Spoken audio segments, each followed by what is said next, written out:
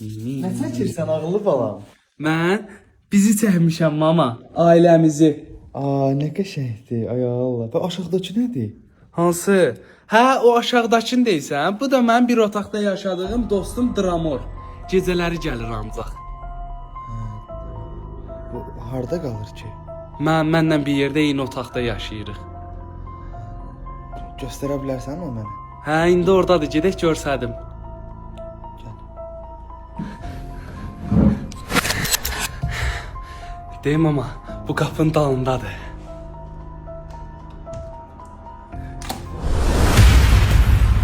Neçə vaxt sən axtarırım. Qarası! Ay mama ne varsa? Ay Dramor'du bu. Uşaq deyil. Ay mama Dramor'du değme mama. Ben de megamoram. Ay mama değme vurma. Ay mama vurma. Uşaq. Senin poklarımı yığıştırıram. Öldürürüm. Öl. Ay mama öldürme. Öldürme yazık. Öldürme. Öldürme.